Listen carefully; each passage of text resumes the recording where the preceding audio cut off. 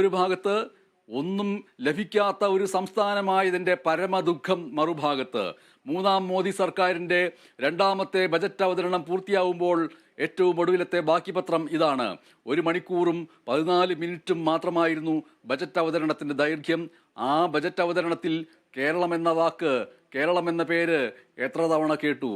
ആ ചോദ്യം നമ്മൾ ഉന്നയിക്കേണ്ടതുണ്ടോ ഇല്ലയോ? ആദായ നികുതി ഇളവുണ്ട്, ജീവൻ രക്ഷാ മരുന്നുകളുടെ വിലക്കുറവുണ്ട്, അതടക്കമുള്ള പ്രഖ്യാപനങ്ങൾ ബജറ്റിലുണ്ട്. അതുല്യ രാമേന്ദ്രൻ ചേരുന്നു. അതുല്യ രാമേന്ദ്രൻ, ഈ ബജറ്റിലെ ഏറ്റവും പ്രധാനപ്പെട്ട സവിശേഷതകൾ എന്തൊക്കെയാണ്?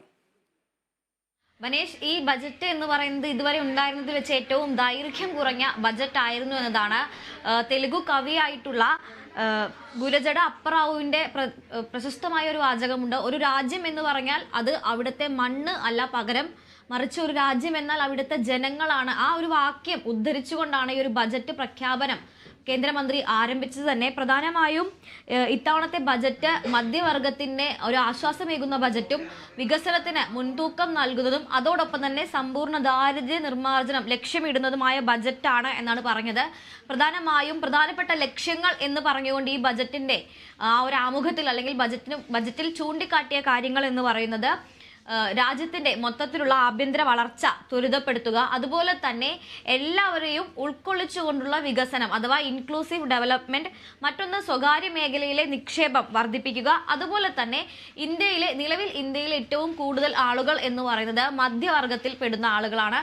ആ മധ്യവർഗത്തിന്റെ ചെലവിന്റെ ശേഷി വർദ്ധിപ്പിക്കുക എന്നീ ലക്ഷ്യങ്ങൾ മുന്നിൽ കണ്ടുകൊണ്ടാണ് ഈ ഇത്തവണത്തെ ബജറ്റ് പ്രഖ്യാപിച്ചിട്ടുള്ളത്. അതോടൊപ്പം തന്നെ പ്രധാനമായും 6 മേഖലകളിൽ പരിഷ്കാരങ്ങൾ കൊണ്ടുവരികയും ആ പരിഷ്കാരങ്ങളിലൂടെ അടുത്ത 5 വർഷം കൊണ്ട് വരുന്ന 5 വർഷം കൊണ്ട് നമ്മുടെ മൊത്തത്തിലുള്ള GDP-യും അതുപോലെ തന്നെ വളർച്ച സാധ്യതയും ആഗോള വരുമാനവും വർദ്ധിപ്പിക്കാനും ലക്ഷ്യമിടുന്നു എന്നാണ് പറയുന്നത്. ഈ 6 മേഖലകൾ എന്നത് നികുതി, ഊർജം, അതുപോലെ തന്നെ ഖനനം, നഗരവികസനം, സാമ്പത്തിക മേഖല, മറ്റൊന്ന് റെഗുലേറ്ററി പരിഷ്കാരങ്ങൾ, കെട്ടിട നിർമ്മാണത്തിൽ അടക്കമുള്ള കൂടുതൽ റിഫോർമേറ്റീവ് ആയിട്ടുള്ള നിയമങ്ങളും മറ്റും കൊണ്ടുവരുന്നത്. ഇങ്ങനെ 6 മേഖലകളിലായി അടുത്ത 5 വർഷത്തിനുള്ളിൽ വലിയ വളർച്ച സാധ്യമാക്കുന്ന തരത്തിലുള്ള പ്രഖ്യാപനങ്ങൾ ഇത്തവണത്തെ ബജറ്റിൽ ഉണ്ട് എന്ന് പറഞ്ഞുകൊണ്ടാണ് ബജറ്റ് ആരംഭിച്ചത്. എന്തായാലും എടുത്തു പറയേണ്ട 3 കാര്യങ്ങൾ എന്ന് പറയുന്നത് ഇത്തവണത്തെ ബജറ്റിൽ ജീവൻ രക്ഷാ മരുന്നുകൾ ഉൾപ്പെടെയുള്ള നിരവധി സാധനങ്ങൾക്ക് വില കുറയും എന്നുള്ളതാണ്.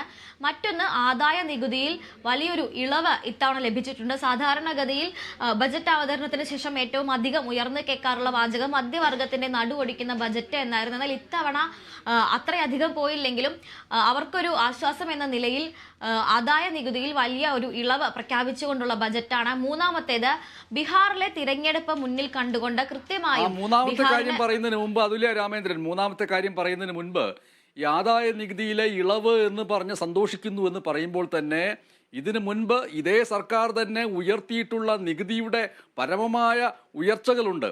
അങ്ങനെ ആദായ നികുതി അടക്കമുള്ള നികുതികൾ അടയ്ക്കുന്ന മൊത്തത്തിലുള്ള രാഷ്ട്രങ്ങളുടെ കണക്കെടുത്ത് നോക്കിയിട്ടുണ്ടെങ്കിൽ ഇന്ത്യയിലെ ജനങ്ങൾ നികുതി ഇനത്തിൽ നടുവൊടിഞ്ഞ് വീണ്ടും വീണ്ടും മുതുക് താഴ്ത്തി കിടക്കുന്ന അവസ്ഥയിലാണ്.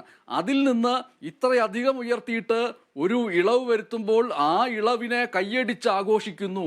അങ്ങനെ ആഘോഷിക്കാൻ മാത്രമൊന്നുമില്ല. ഇതുവരെ കിട്ടിയ അടികളുടെ പാടുകളെല്ലാം ജനത്തിൻ്റെ ശിരസിലുണ്ട്, മുതുകിലുണ്ട് എന്ന് പറയുന്ന രീതിയിലുള്ള പ്രത്യാരോപണങ്ങളുമുണ്ട്. പക്ഷേ ഓരോ ബജറ്റ് അവതരിപ്പിക്കുമ്പോഴും ഇതുവരെ കിട്ടിയ ഭാരങ്ങളുടെ വേദന മറന്നുകൊണ്ട് ആഹാ കൊള്ളാമല്ലോ ഇളവ് എന്ന് പറഞ്ഞ് ആശ്വസിക്കുന്നവരാണ് പൊതുസമൂഹവും ജനതയും എന്ന് എല്ലാ ഭരണകൂടങ്ങൾക്കും അറിയാം. ബീഹാറിനെ കുറിച്ച് അതില്ല സൂചിപ്പിക്കുകയായിരുന്നു.